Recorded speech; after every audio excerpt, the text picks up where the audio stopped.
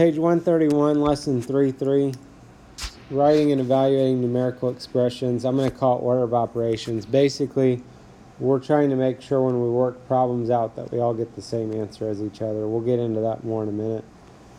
So on 131, airline company charges additional fees for bags that do not meet the weight and size limits. For one flight, fees were charged for a total of 50 bags that were over the weight limit and 6 oversized bags. Find the total amount of fees collected for that flight.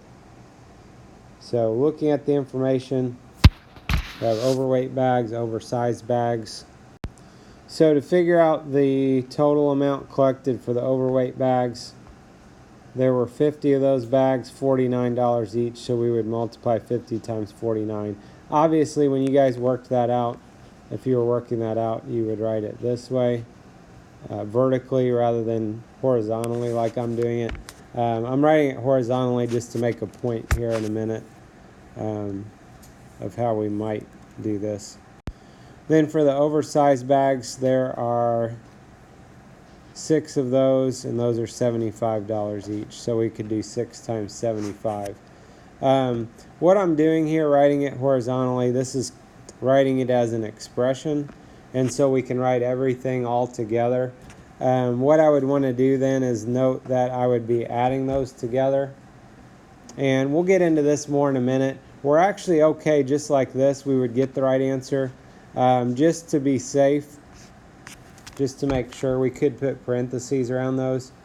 And again, we'll get into that later of why that's important and what it is that we need to do first when we're doing these problems. But we would be doing the multiplication first and then adding those together. So if you multiplied these out, I positioned it so I've got a 0 on the bottom here, and then you can do your place value 0.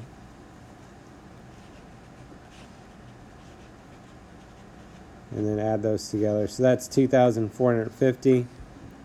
And then at the same time, we could also do this other step of multiplying 75 times 6. And if you multiply that out, it would be 450. At that point, we can add those together, which I know you guys could potentially do it how it's written, but just to be sure, probably a good idea to write it vertically. So you add those together is $2,900. So $2,900 altogether. And like I said, I know you guys could just work it out. You could just say, well, 50 times 49, and then 6 times 75, and then add those together as your third step. Some problems it might say what that they want you to write it as an expression. And if they want you to write it as an expression, writing it as an expression, we really have to do it like this, where everything's all together, all on one line. So if you look on example 1, it says some expressions look difficult because they include parentheses and brackets. You can think of brackets as outside parentheses. They mention here, this is an example of a numerical expression. Numerical expression contains numbers and at least one operation. So that's what I was just mentioning a minute ago about writing something as an expression. Then the book has order of operations here. I'm going to kind of point out some key parts to this, and you don't have to necessarily write every single part of what they have here. I'm going to say in the first step, parentheses is going to be important. And brackets. Okay. Parentheses is going to be the main one we're going to look for, but we could have brackets here as well. The second step, the book's saying powers. I'm going to call it just exponents instead of powers. And then the next step is multiply and divide from left to right. And then we got add and subtract from left to right. So if you look at those words, parentheses, exponents, multiply, divide, add, subtract. If you take each of those letters, we can do one of two things here. One is we can make kind of a nonsensical word, which is usually said as PEMDAS. The other thing is we can make up kind of a silly phrase please excuse my dear Aunt Sally, that uses the first letters of each of those words. Parentheses, exponents, multiply, divide, add, subtract. One analogy to go with order of operations, a way to help you think about why it's important. It's kind of like, just as an example, if we were baking cookies, you know, it makes a difference what order we do things when we're baking cookies. We don't maybe put the cookie sheets in the oven, then take them out, then turn the oven on, then mix the ingredients together. That wouldn't work for making cookies. Same idea with our math problems. We have to do them in a certain order in order to have the result come out the way that we want it.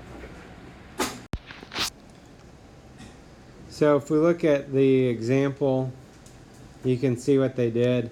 One thing they talk about is if you have brackets and braces or parentheses, we start from the inside. So in this case, since we've got the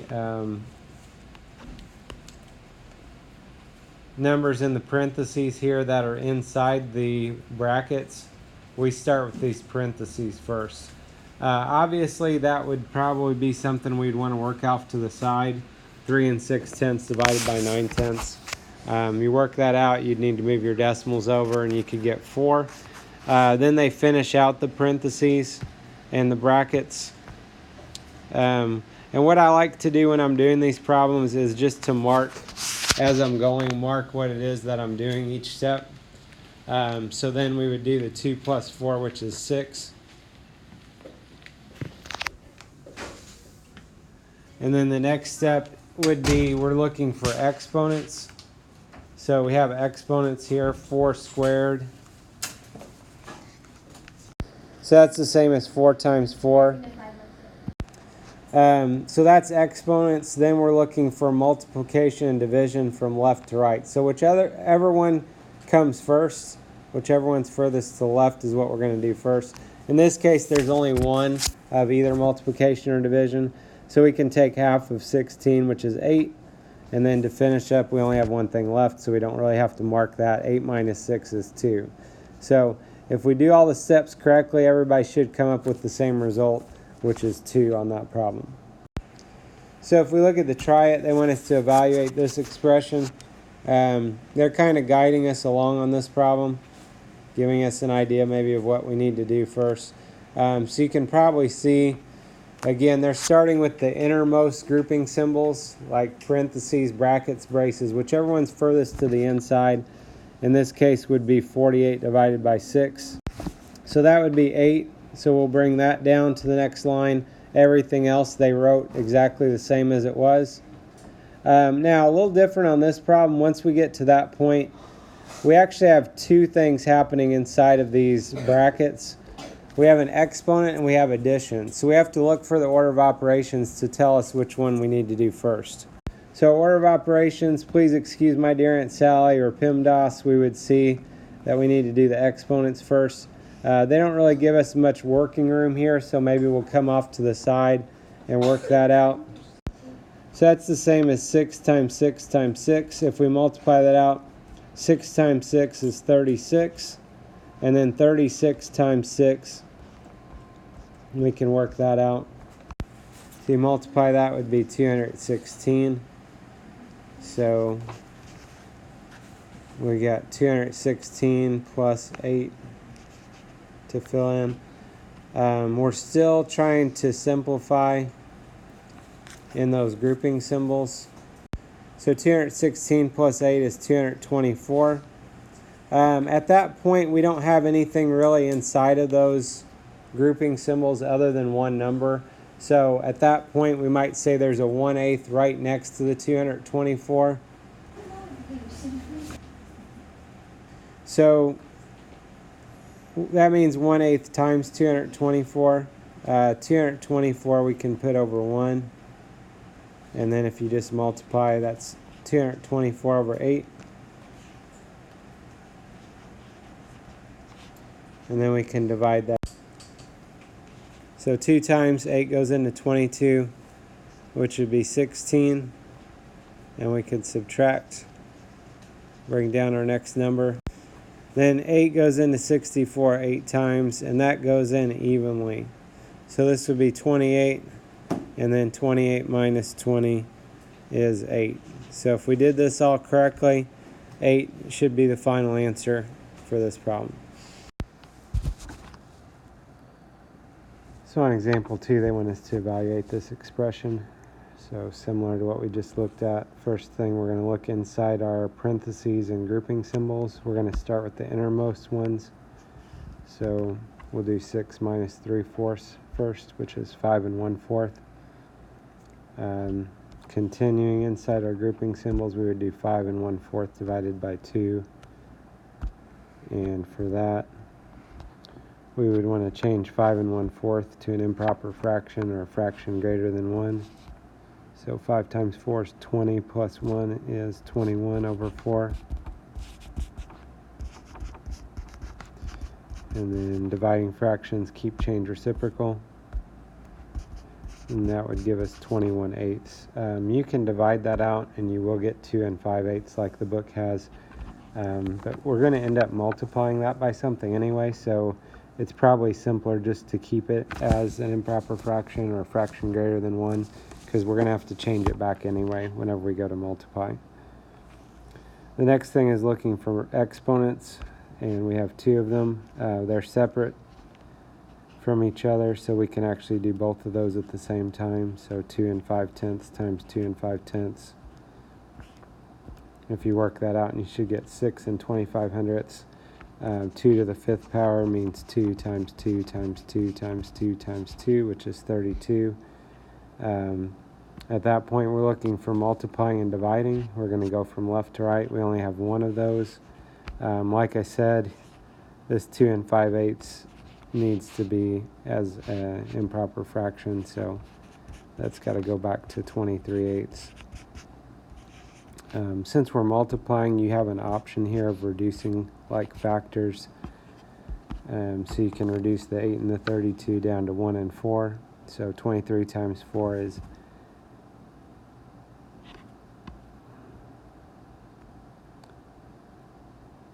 sorry, that should be a 21/8, not 23/8. 21 times 4 is 84, and then add those together and you get your answer.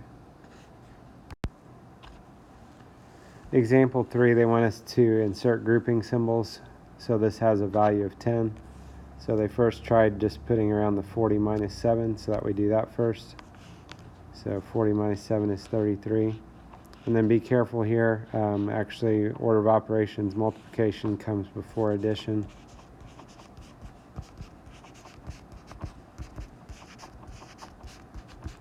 So that would be 99/4, and then if you do 99 divided by 4, you'll get that 24 3/4.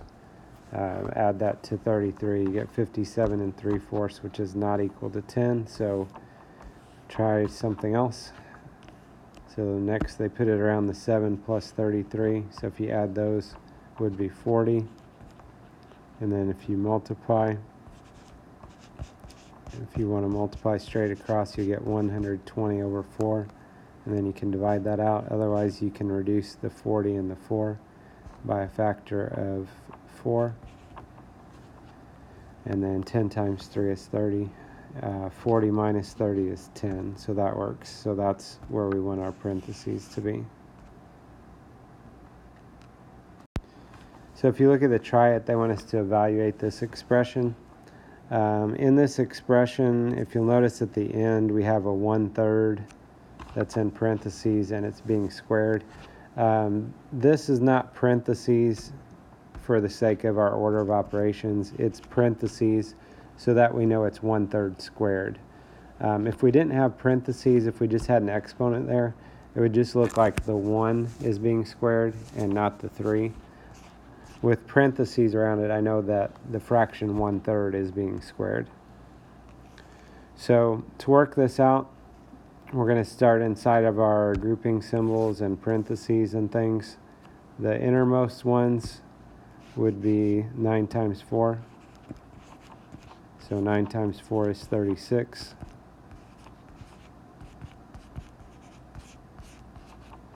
And then next, and still in the grouping symbols there, we can do 36 plus 9.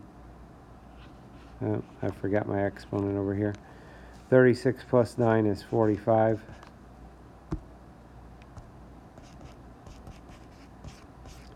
And then now that we're done with our parentheses and grouping symbols, we're going to look for exponents. And we have 2 of them.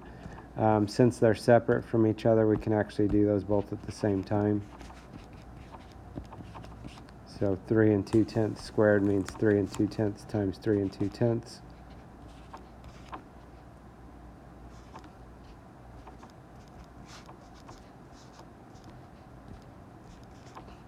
And move your decimal 2 spots to the left. That'd be 10 2400ths. Just as an idea, an estimate, 3 times 3 is 9, so we're pretty close to that range. If not, try again.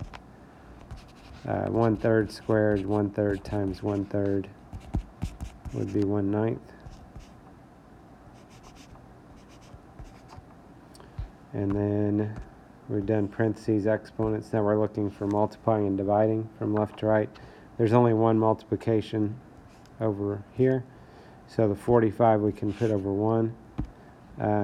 Again, I'm kind of marking this off as I go so we can go back and easily look and see what steps we did. You can reduce like factors if you want. If not, multiply straight across. You get 45 over 9, and 45 divided by 9 is 5. And then at that point we're ready to subtract. Make sure you line your decimals up. So the decimal would be after the 5.